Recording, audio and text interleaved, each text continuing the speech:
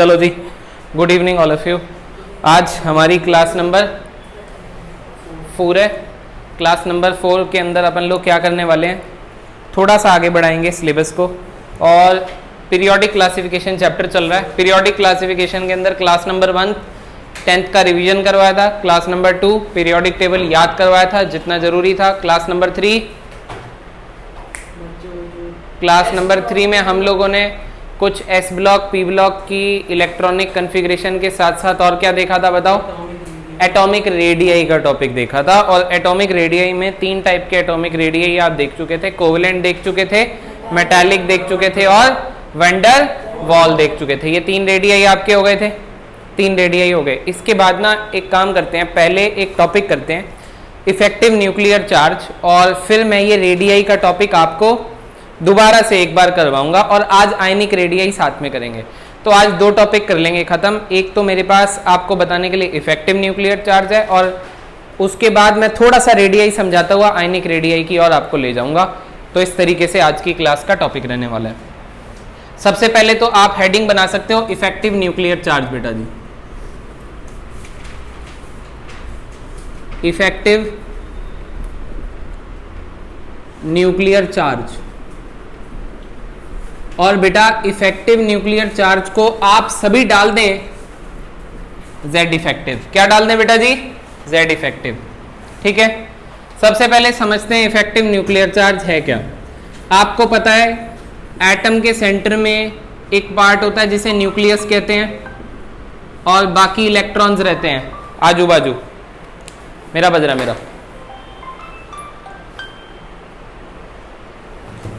ठीक है। एटम के सेंटर पे एक न्यूक्लियस रहता है और साइड में इलेक्ट्रॉन्स रहते हैं। अब आप एक बात बताइए, ये जो न्यूक्लियस है इसमें प्रोटॉन है, इस पे पॉजिटिव चार्ज है, ये इस इलेक्ट्रॉन को क्या करेगा, अपनी तरफ अट्रैक्ट करेगा, और इस इलेक्ट्रॉन को ये न्यूक्लियस अपनी तरफ अट्रैक्ट करेगा, और बाहर वाले इलेक्ट्रॉन को भी अट्रैक्ट करेगा। ये और नो बोलो यार। सबसे पहले तो आप मुझे ये बताओ कि इफेक्टिव न्यूक्लियर चार्ज कौन सा इलेक्ट्रॉन पे ज्यादा होगा, जो सबसे अंदर है जो सबसे बाहर है? जो सबसे अंदर है उस पे सबसे ज्यादा अट्रैक्टिव फोर्सेस लग रही होगी। एक बात ये क्लियर है। दूसरी बात, अब आप केवल और केवल इस इलेक्ट्रॉन को फोकस में लिए हुए हो क्योंकि ये आउटर मोस्ट इलेक्ट्रॉन आपको दिख रहा है। तो मेरा आपसे ये सवाल है, ये इलेक्ट्रॉन जब न्यूक्लियस के पास जाएगा या जब न्यूक्लियस इस पे अपनी अट्रैक्टिव फोर्स लगाएगा, क्या इस इलेक्ट्रॉन को कोई रिपल्शन मिलेगी इन इलेक्ट्रॉन्स के द्वारा? मिलेगी। ध्यान से सुन लो, इलेक्ट्रॉन आपस में क्या करते हैं, क्योंकि इन पे सेम चार्ज है, सेम चार्ज वाले आपस में क्या करते हैं, रिपेल ईच अदर। अरे बोलो यार ये सॉल्व नो।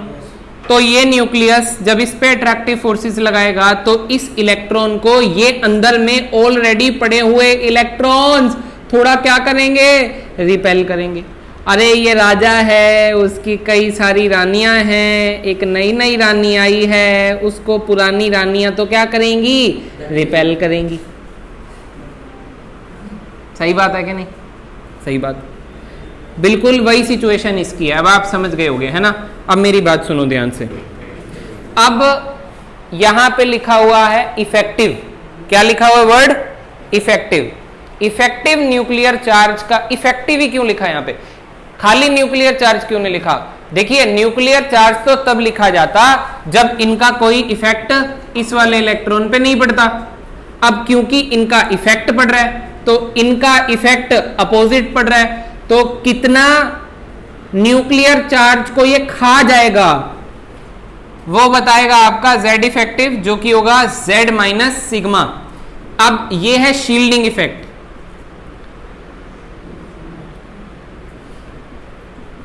ये है शील्डिंग कांस्टेंट,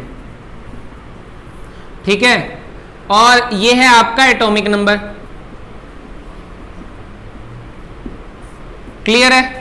तो जितना ज्यादा अंदर वाले इलेक्ट्रॉन शील्ड करेंगे, प्रोटेक्ट करेंगे, रोकेंगे।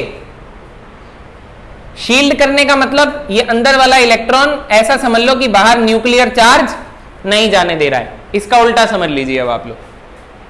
अरे ये बात समझ में आई कि नहीं आई? अंदर वाले इलेक्ट्रॉन कितना न्यूक्लियर चार्ज को बाहर जाने दे रहा है और कितना नहीं दे रहा है, that is measured by this shielding constant. क्या आपको ये फंडा समझ में आ रहा है कि नहीं आ रहा बोलो? तो इफेक्टिव न्यूक्लियर चार्ज कैसे निकालते हैं? एटॉमिक नंबर में से शील्डिंग कांस्टेंट को माइनस करके। अब ये शील्डिंग कांस्टेंट निकालने के लिए, ये स्क्रीनिंग कांस्टेंट, शील्डिंग कांस्टेंट, इसे कुछ भी बोलते हैं, ये निकालने के लिए कुछ रूल्स हैं, ठीक है, और कुछ वैल्यूज आपको समझ में आएंगी, एग्जैक्ट वैल्यूज, एक्यूरेट वैल्यूज आपको समझ में आएंगी थोड़ी देर के बाद। तो पहले आपको कुछ जो है वो पॉइंट्स मेरे साथ लिखने पड़ेंगे। वो पॉइंट्स आप लोग लिखिए। सबसे पहले आप क्या कीजिए, हेडिंग बना लिए। आप इसका ये फोटो बनाना चाहते हैं तो बना लीजिए, अदरवाइज कोई प्रॉब्लम नहीं है। इसको लिख लीजिए टॉप पे और लिख लीजिए, ओए टिक जा,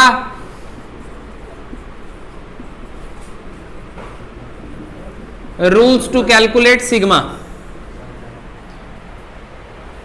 अब पेन नहीं है, अब मिल गया है, ठीक। Rules to calculate this sigma, यहां तक पहुंचो फिर आगे बढ़ते हैं। हाँ पहले लिखो ना, जल्दी पहुंचो, फिर मैं साथ साथ बोलता भी जाऊंगा, लिखता भी जाऊंगा और आप उसके साथ में लिखना, ठीक है ना? सर ये सिग्मा जो साइन है इसको निकालने के, हाँ यही आपका एक तरीके से स्क्रीनिंग कांस्टेंट है। ये जितना ज्यादा होगा उतना ही कम इफेक्टिव न्यूक्लियर चार्ज का आंसर आएगा, मतलब उतना ही ज्यादा शील्डिंग हो रही है, उतना ही ज्यादा न्यूक्लियर चार्ज बाहर नहीं पहुंच पा रहा है। Got it? पहुंचो पहुंचो, ये लिख लिया, ये लिख लिया, हटा दूं?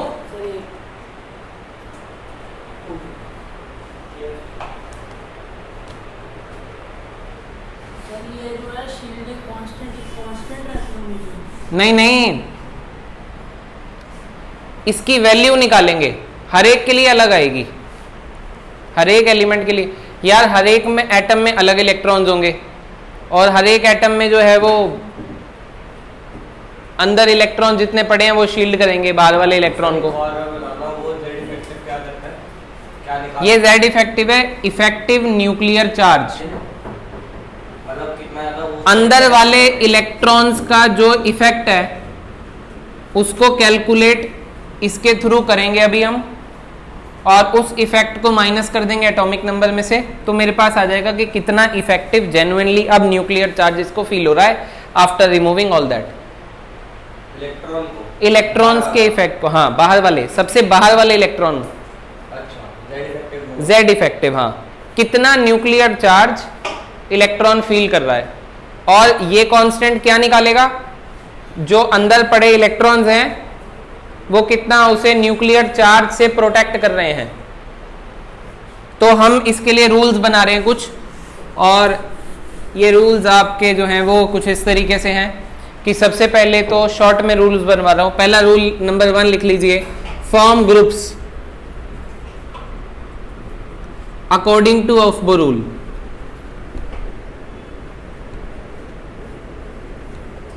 पहले कौन आता है 1s, फिर कौन आता है 2s, फिर कौन आता है 2p, फिर कौन आता है 3s, फिर कौन आता है 3p। अच्छा पहले आता है 4s, पर आप पहले यहाँ पे 3d लिखना। इलेक्ट्रॉन भरने का तरीका वही होना चाहिए, पहले 4s में बाद में 3d में, पर कि 3 वाले एक साथ लिखने हैं यहाँ पे। ये ठीक है, सुन लो मेरी बात, सुन लो, अब सुन लो।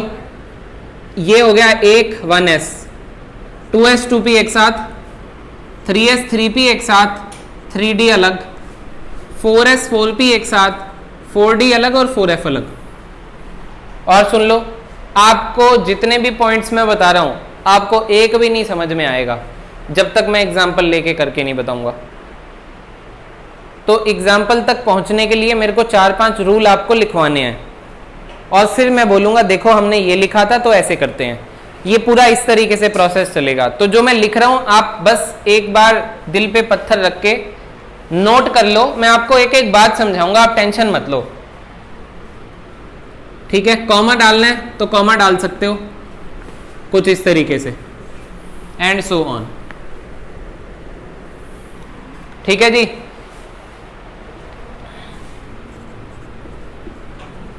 इलेक्ट्रॉन्स प्रेजेंट, सेकेंड लिखो बेटा, to the right side of test electron,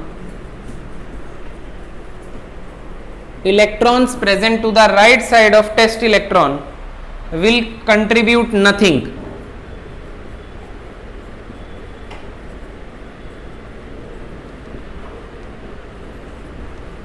आप ये सोचो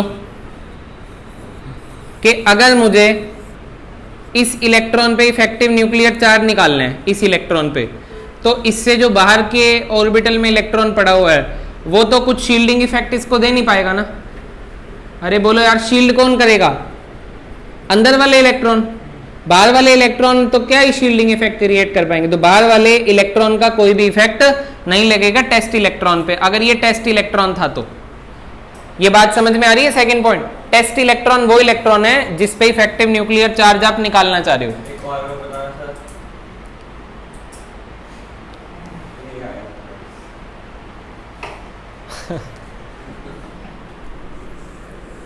तूने पढ़ा है क्या है ये? Electrons present to the right side of the test electron will contribute nothing. अगर ये टेस्ट इलेक्ट्रॉन है जिसकी टेस्टिंग होनी है, उसके लेफ्ट साइड पे इलेक्ट्रॉन है राइट साइड पे, तो राइट साइड वाले शील्डिंग इफेक्ट में कोई अपना योगदान नहीं देंगे, केवल अंदर वाले देंगे। जो जितने भी होंगे, चाहे इधर 4 हो, चाहे इधर 5 हो, चाहे इधर 6 हो, जिसकी टेस्टिंग हो रही है, जिस पे इफेक्टिव न्यूक्लियर चार्ज निकालना चाह रहे हो, उसके राइट वालों का कोई कंट्रीब्यूशन नहीं है, लेफ्ट वालों का होगा, क्योंकि वो अंदर होंगे। जो अंदर होंगे वो इसके बीच में आ रहे होंगे, इसके और इसके बीच में जो आ रहा है वही तो रोकेगा, वही शील्ड करेगा, और कौन करेगा फिर? Got it? सिंपल ना? ठीक है। तीसरा पॉइंट लिखो, when electrons present in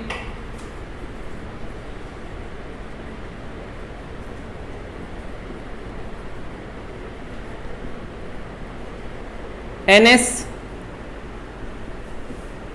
when electrons present in NSNP, the group itself shield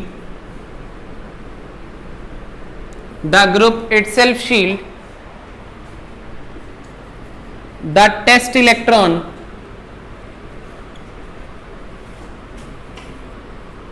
by factor of 0.35। ठीक है, अब ये एक्सपेरिमेंट करके निकाला गया था कोई फैक्टर। हिंदी में इसका मतलब बता रहा हूं आपको। अगर इलेक्ट्रॉन NS और NP में है तो NS और NP के बचे हुए अंदर वाले इलेक्ट्रॉन्स 0.35 के फैक्टर से शील्डिंग इफेक्ट लगाएंगे। ये मैं आपको करके दिखाऊंगा जब आपको एग्जांपल लूंगा, तो थोड़ा सा वेट करते हैं इस चीज का। अभी आपने नोट कर लिया साथ साथ? NS NP ऑर्बिटल है, करके बताऊंगा आपको, तब समझ में आएगा। ठीक है, चलो 2-3 रूल एक साथ लिख लो, एग्जाम्पल लेते हैं, पर इनको जब लिख रहे हो तो पढ़ना भी है।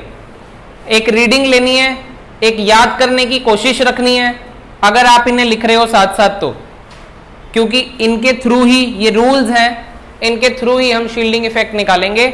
और ये NSNP कैसे है, कैसे लगेगा, क्या होगा, क्या आंसर आएगा, एग्जाम्पल में आपको समझ में आएगा। चौथा पॉइंट लिखो साथ साथ, there is an exception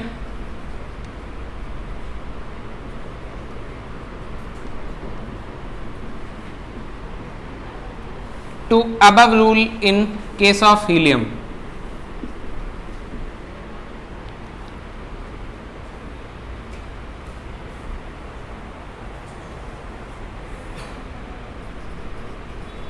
Here NS electron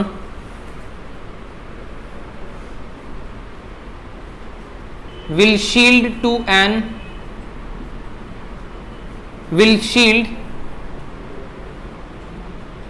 by the factor of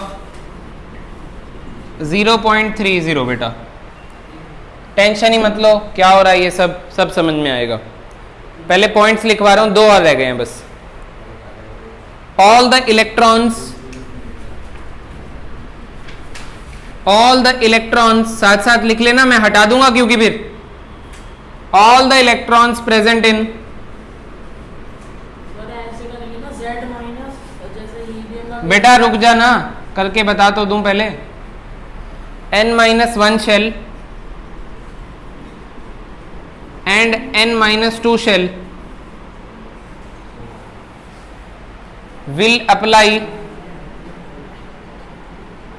will shield with the factor of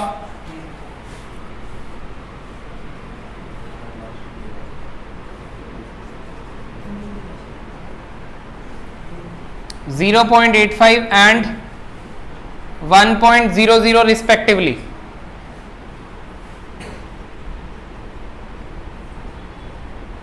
ठीक है, मतलब 0.85 किसका है, इसका शील्डिंग इफेक्ट है, और इसका शील्डिंग इफेक्ट कितना है, factor 1।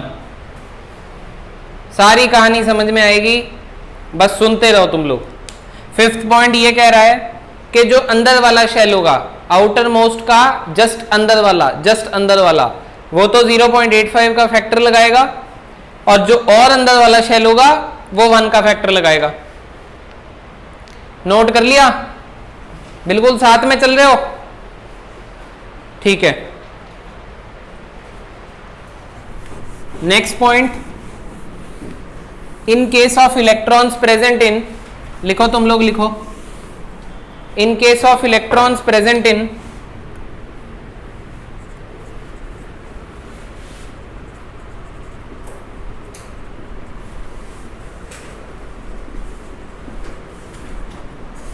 in case of electrons present in Nd and Nf, Nd and Nf, they both apply, they itself apply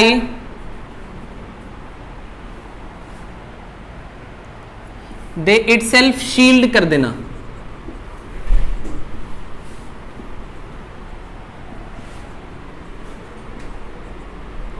with the factor of 0.35 and the rest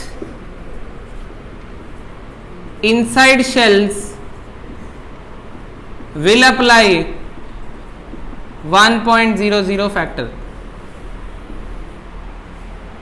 चलो अब तुम्हारा इंतजार हुआ खत्म, अब मैं एग्जाम्पल लूंगा, करके बताऊंगा, और फिर ये सारे रूल्स आपके पास नोटबुक में लिखे हुए हैं। अब आप फिर देखना कि मैंने ये रूल अप्लाई किया है, फिर मैंने ये रूल अप्लाई किया है। एक पार्ट करवाऊंगा, उसी पार्ट में लगभग काफ़ी सारे रूल्स यूज हो जाएंगे, और नेक्स्ट पार्ट में बचे हुए हो जाएंगे, तो 2 ही एग्जाम्पल से आपको पूरा टॉपिक क्लियर हो जाएगा। हटा दें इसको, अभी नीचे वाले पार्ट को हटा देते हैं ना। चलिए,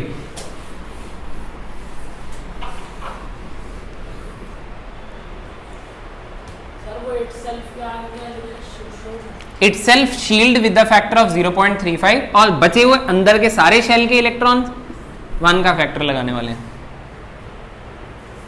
क्या है ये सब, इतना सब कुछ समझ में नहीं आ रहा है? चलो देखते हैं। आज अभिनव अच्छा रह गया, मैं वही कहूँ, खिलाड़ी मिसिंग है। चलो देखो आगे बढ़ जाएं, ठीक है। एग्जाम्पल लेते हैं। एग्जाम्पल आया जिंक। अगर आपको एग्जाम्पल आ जाए जिंक, तो मेरे को निकालना क्या है, फाइंड Z इफेक्टिव। तो इफेक्टिव न्यूक्लियर चार्ज निकालना है, किसमें से बेटा जी, बोलो यार, जिंक में से। तो मैं ये कह रहा हूं कि जिंक के आखिरी इलेक्ट्रॉन, जिंक के बेटा जी क्या, आखिरी इलेक्ट्रॉन को फोकस में लेना। अगर केवल ऐसे आ जाए ना, find the Z effective in zinc, तो ये कह रहा है कि जिंक के आखिरी इलेक्ट्रॉन की बात हो रही है। अगर कोई इलेक्ट्रॉन स्पेसिफाई कर दे तो उसकी बात हो रही है। स्पेसिफाई नेक्स्ट एग्जांपल में करूंगा, अभी ये समझ लेते हैं कि आखिरी इलेक्ट्रॉन की बात हो रही है। आप सबसे पहले जिंक का एटॉमिक नंबर बता दो मुझे, 30। ओए 1s2s जंगली, इधर देख, पहले 1s2 आएगा, फिर 2s2 आएगा, 2p6, 3s2, 3p6, 4s2, ये हो गए 20, और लास्ट में क्या है 3d10। अब आपको मैंने ये बोला था कि आप 3D को इधर लिखो चाहे 4s को बाद में लिखो, इससे कोई फर्क इलेक्ट्रॉनिक कॉन्फ़िगरेशन को नहीं पड़ता। अब आखिरी इलेक्ट्रॉन आखिरी शेल में है, आखिरी शेल कौन सा है? फोर्थ, और फोर्थ शेल में भी s में कितने इलेक्ट्रॉन पड़े हुए हैं? 2। तो आखिरी वाला समझ लेते हैं, ये है मतलब 4s का लास्ट इलेक्ट्रॉन इज हमारा टेस्टिंग इलेक्ट्रॉन। ये हर क्वेश्चन में वैलिड होगा। अगर आपको केवल अकेला एलिमेंट दिया है और बोला Z इफेक्टिव निकालो, तो हम ये समझेंगे कि आखिरी इलेक्ट्रॉन जो है उसी पे Z इफेक्टिव निकालने की बात हो रही है। बोलो ठीक है ना जी? ठीक है, अब रूल्स अप्लाई करते हैं। सबसे पहले आप ये बताओ कि जो आपका टेस्ट इलेक्ट्रॉन है वो कौन से ऑर्बिटल में पड़ा हुआ है? फोर्थ में पड़ा हुआ है कि नहीं पड़ा हुआ? और ये ग्रुपिंग कर दी, क्या कर दी? ग्रुपिंग। ग्रुपिंग कैसे करी है? रूल नंबर 1 के अकॉर्डिंग। रूल नंबर 1 से चेकआउट कर लो। ग्रुपिंग ठीक करी है? आप सभी को ग्रुपिंग करनी आ गई? अब नोट मत करो, क्योंकि अब भी अगर नोट करते रह गए ना तो बर्बाद हो गारंटेड। और फिर पता है क्या कहेगा बीच में से उठ के? सर दोबारा बताना। अबे अभी सुन ले। 4s का आखिरी इलेक्ट्रॉन क्या है आप लोगों का? Test electron. मैं इस पे Z इफेक्टिव निकालना चाहता हूं। अब आपको मैं याद दिलाऊं, आपका रूल नंबर 3 थर्ड पॉइंट को देखो। अगर इलेक्ट्रॉन ns या np में पड़ा है, क्या पड़ा है? ns और np में आखिरी इलेक्ट्रॉन पड़ा है। n यहां पे 4 है बस। ये आप कह रहे थे ना, जो पूछ रहा था ns क्या है? कुछ नहीं है, शेल का नंबर है। तो यहां पे s और p देख बस। क्या s और p में पड़ा है? s और p में पड़ा है। s और p के बचे हुए इलेक्ट्रॉन्स उस टेस्टिंग इलेक्ट्रॉन को कितने फैक्टर से शील्ड करेगा? 0.35 के फैक्टर से शील्ड करेगा। इसमें बचे हुए कितने रह गए? यार एक ही तो रह गया था। होए होए बोलो यार। अरे यार एक तो टेस्टिंग है, एक ही बचा हुआ रह गया। तो ये सिग्मा मतलब ये कितने का फैक्टर लगाएगा? 1 × 0.35 का फैक्टर लगाएगा। बोलो यस और नो। हाँ, केवल ns और np के। बाकी तो देखो n इज इक्वल टू कितना है यहाँ पे? 4, और ये n इज इक्वल टू 3 है। इसका मतलब ये n-1 हो गया। अब अगर सबसे बाहर वाला शेल 4 है तो अब ये शेल को n-1 शेल बुलाया हुआ मैंने क्वेश्चंस में। अब आप इसी के साथ देखो रूल नंबर पॉइंट नंबर 5 देखो। All the electrons present in n-1 shell, वो कितने का फैक्टर लगाएंगे? फिफ्थ रूल देखो, फिफ्थ रूल। राइट, पर कौन सा शेल? n-1। n-1 में इलेक्ट्रॉन्स काउंट करना, 2 और 6 8 और 10, तो प्लस 18 इंटू कितने का फैक्टर लगाएगा n-1 शेल? 0.85 का फैक्टर लगा रहा है, नहीं लगा रहा? फिफ्थ पॉइंट देख लो। और ये बाकी बाकी रेस्ट अंदर वाले सारे 1.00 बाकी उसमें एक फिफ्थ रूल में ये पॉइंट ऐड कर लेना, n-2 shell and other inside shells. n-2 and other inside shells कितने का फैक्टर लगा रहे हैं? 1 का फैक्टर लगा रहे हैं। प्लस 6 और 2 8 और 2 10। सर हाँ जी, फिर से समझा दो 0.35 के बाद। दोबारा बता देता हूँ मैं, कोई बात ही नहीं है, कमाल कर दी तूने। पर दोबारा से पूरा सुनना पड़ेगा फिर, है ना? ढंग से सुनियो। मैं क्या चाहता हूँ कि ये टेस्टिंग इलेक्ट्रॉन है लास्ट वाला, ये समझ में आ गया? इस पे इफेक्टिव न्यूक्लियर चार्ज लगाना, निकालना। तो रूल नंबर 3 कहता है कि आपका जो अगर इलेक्ट्रॉन टेस्टिंग s या p में पड़ा है तो उसके s और p के खुद के ऑर्बिटल तो 0.35 का फैक्टर लगाएंगे। उसके बाद आपका फिफ्थ रूल मुझे ये सजेस्ट करता है, फिफ्थ रूल जो मैंने कि n-1 में n-1 शेल में जितने भी इलेक्ट्रॉन्स पड़े हैं वो 0.85 का लगाएंगे। तो n-1 मतलब ये 3 वाले सारे हो गए। इसमें काउंट करेगा तो 18 इलेक्ट्रॉन्स हैं, तो 18 फैक्टर लगा रहे हैं 0.85 का। और बाकी के बचे हुए इनसाइड के जितने भी सारे हैं वो फैक्टर लगाएंगे तेरा 1 का। तो ये 6 और 2 8 और 2 10 10 लगा रहे हैं 1 का फैक्टर। अब इनको कर ले टोटल, और टोटल कर ले तो कितना आ रहा है बताओ? 25.65। या आप बताना कितना आ रहा है, एक बार देखना।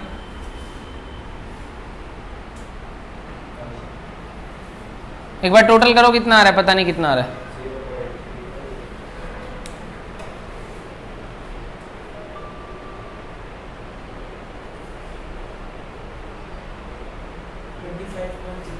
$25.65 ही आ रहा है, ठीक है।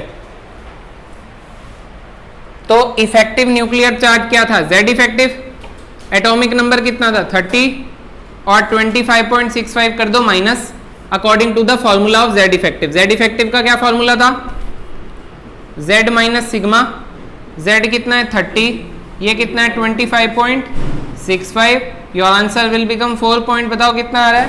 4.35। तो ये हो गया इफेक्टिव न्यूक्लियर चार्ज का magnitude wise value.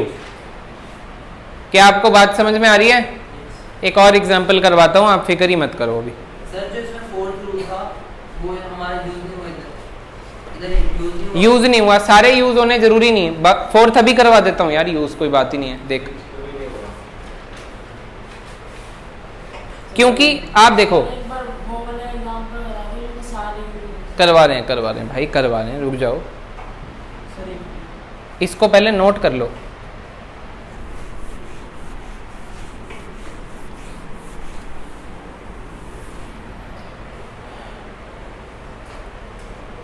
Done, done है, डन, बढ़िया हो गया एकदम। फंडा क्लियर हो गया एकदम के तोते उड़ गए। अभी उड़ाते हैं, ये देखो, ये हटा रहे हैं,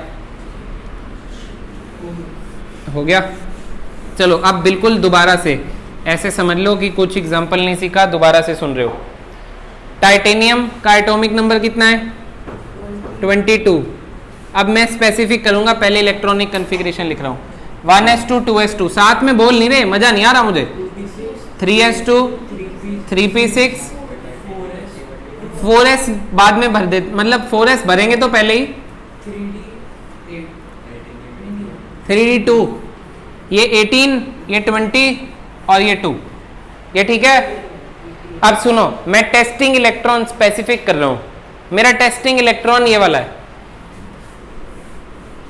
ठीक है। 3d, find Z effective on 3d electron. ये क्वेश्चन मैंने चेंज कर दिया। मैं अब अपना इफेक्टिव न्यूक्लियर चार्ज किस पे निकालना चाहता हूं? 3d के इलेक्ट्रॉन पे निकालना चाहता हूं। Got it? अब आपको जो रूल है, ध्यान जो देना है वो देना है आपको लास्ट रूल। बेटा 22 है, ये 18 हो जाते हैं यहाँ पे, ये 20 हो गए और ये 22 हो गए बेटा, ठीक है। चलिए दोस्तों, मित्रों, आपको केवल लास्ट रूल काम आएगा। लास्ट वाला रूल देखो क्या कहता है। लास्ट वाला रूल, अगर इलेक्ट्रॉन d ऑर्बिटल का हुआ या f ऑर्बिटल का हुआ तो क्या इसमें d का है? अरे बोलो, तो d के खुद के इलेक्ट्रॉन इस पे कितने का फैक्टर लगाएंगे? 0.35 का। ऐसा कहता है लास्ट रूल। ओए तू सुन नहीं रहा यार, अब नोट ही किया जा रहा है भाई, रुक जा यार। अगर इलेक्ट्रॉन d का है, टेस्टिंग इलेक्ट्रॉन जो कि क्वेश्चन ने दिया है, अब हमें उसके हिसाब से मानना पड़ेगा ना। अगर इलेक्ट्रॉन d में है तो d के खुद के इलेक्ट्रॉन, रूल नंबर लास्ट कहता है कि 0.35 का फैक्टर लगाएंगे। तो एक तो टेस्टिंग हो गया, एक ही बच गया अंदर वाला, तो वो लगाएगा कितने का फैक्टर? 0.35 का। और रेस्ट बाकी सारे के सारे काउंट कर लो इसमें। ये 6 और 6 12 और 2 14 और ये 4 18 आ गया भाई। अरे 18 आ गया, ये 20 ये तो बाहर है, ये तो बाहर है। ये तो फैक्टर ही नहीं लगाएगा। ये तो रूल नंबर 2 कहता है कि जो राइट साइड पे इलेक्ट्रॉन पड़े हुए हैं वो तो अपना फैक्टर कोई भी लगाएंगे ही नहीं। अरे बोलो ना यार, केवल अंदर वाले लगाएंगे ना। तो बच कितने इलेक्ट्रॉन गए अंदर? 18 इंटू क्या कर दोगे? 1। So your answer will become हाँ 18.35। क्या हो गया बच्चे? ये 1 क्यों लगाएगा? 18 into 1 18 इंटू 1 क्यों किया? क्यों किया? क्योंकि ये रूल नंबर लास्ट है। अब तू पहले नोट कर ले, फिर तो तेरे समझ में आएगी कुछ।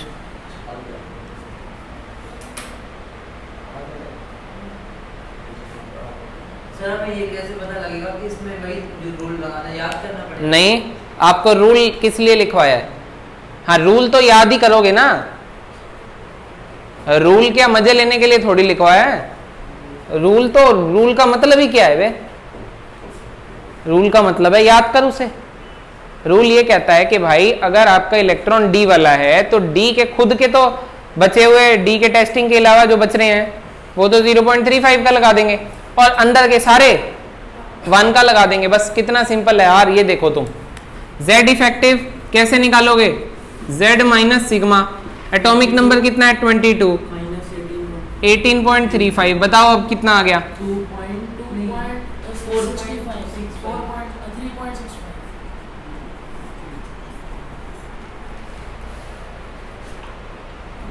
Is the right answer. ये बात समझ में आई कि नहीं आई? बोलो। हीलियम वाला बताना है इसमें। हीलियम वाला जो एक्सेप्शन है, चलो हीलियम वाला बता देते हैं। देखिए हीलियम वाला एक्सेप्शन केस है, तो हीलियम पे इफेक्टिव न्यूक्लियर चार्ज निकालना है। तो हीलियम का atomic number, electronic configuration 1s2 होती है। और अगर हीलियम के, अब सब लोग सुन रहे हो कि नोट ही कर रहे हो? सुन लो पहले। अगर हीलियम पे Z इफेक्टिव निकालना है तो हीलियम में केवल एक ही 1s2 होता है। ये मैंने कहानी लिख दी यहाँ पे। ये वाला इलेक्ट्रॉन फोर सपोज करो टेस्टिंग है। अब ये कौन से ऑर्बिटल में पड़ा? S में। अगर ये एक्सेप्शन नहीं होता तो रूल नंबर 2 मुझे ये कहता कि एक इलेक्ट्रॉन 0.35 का फैक्टर लगाएगा। पर मैंने क्या कहा कि हीलियम के केस में ही ऐसा होता है कि सिग्मा निकालने के लिए आपका ये वाला इलेक्ट्रॉन 0.30 का फैक्टर लगाता है। अगर बाकी कोई S और P में पड़ा है, जैसे 2s 2p में पड़ा हुआ है, तो फिर वो तो 0.35 का फैक्टर लगाता। तो ये इकलौता इसके लिए ऐसा होता है। तो इसका जो Z इफेक्टिव है, इसका एटॉमिक नंबर कितना है? 2 में से क्या हो गया माइनस, तो 1.7 आंसर आ गया। और अगर अंदर वाला इलेक्ट्रॉन बोलते तो अंदर वाला इलेक्ट्रॉन नहीं बोलेंगे ना बाबा उस पे, तो क्योंकि बाहर वाले का तो इफेक्ट ही नहीं लगेगा, 0। तो 0। अंदर वाला बोलेगा नहीं तुझे इस केस में। अरे अगर कोई इलेक्ट्रॉन बाहर है, कोई इलेक्ट्रॉन अंदर है, अंदर वाला तो मतलब अंदर वाले पे तो बाहर वाले का रोल ही नहीं हुआ ना, ऐसे समझ लो तुम लोग। ठीक है,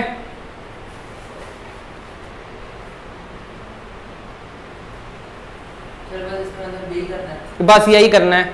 अब किस पे कितना इफेक्टिव न्यूक्लियर चार्ज है वो हमें दिख रहा है वैल्यू वाइज। जिस पे ज्यादा वैल्यू है उसका इफेक्टिव न्यूक्लियर चार्ज ज्यादा है।